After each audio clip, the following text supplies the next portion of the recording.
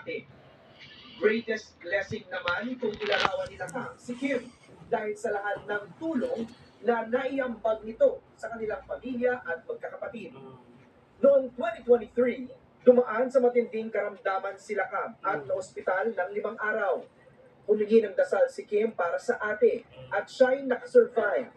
Matapos ang karamdaman, muling nakakasama sila Cam sa mga ganap ni Kim.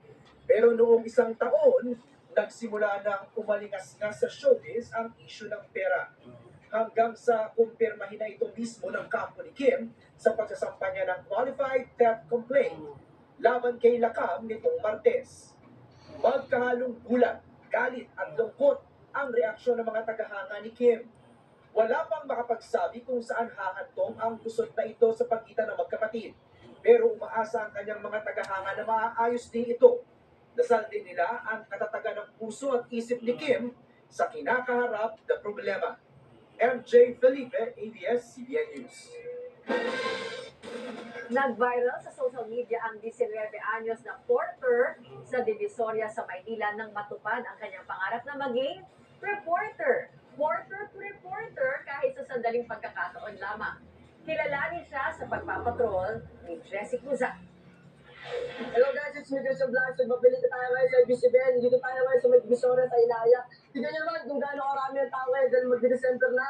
Minsan pinangarap ng 19 anyos na si Christian T. na maging tagapagbalita. Pero hindi niya inakalang siya pala ang lalaman ng istorya. Nag-viral ang video ni Christian nang magkaroon siya ng pagkakataong mag-ulat on the spot sa Divisoria. Hello mga kapamilya, ako nga pala si Christian at ito ang ating lagay ngayon dito sa may Divisoria.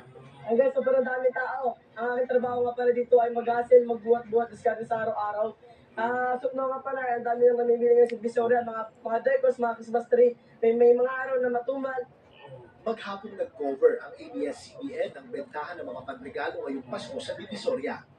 Lingid sa aming kaalaman, buong maghapon din palang nakabuntot sa news team si Christian. Nanonood, nag-oobserba, inaaral ang aming pagkalap ng balita. Boy Buhat Anya ang tawag sa kanya dahil isa siyang porter o tagabuhat ng mga paninda sa Divisoria. May mga araw din na mabenta, pero kailangan magpatuloy tayo sa hirap ng buhay. Tuloy-tuloy lang, laban lang, hanggang tama yung ginagawa mo, pagpatuloy mo. Natigil siya sa grade 8 dahil sa kahirapan. Ngayon, mas nagpupursigi sa buhay dahil isa na siyang ama sa 8 buwang anak na babae na nasa Nueva Ecija. Kaya sa munting sandali, ninamnam niya ang matagal nang pinangarap. Update mo kami, kumusta ang daan na dito mo? Paliwanag mo yung mga tao doon. Ano po sa dito? Ano nangyari ngayon? Go! So ayan guys, sobrang dami nga pala tao sa ating paligid ngayon.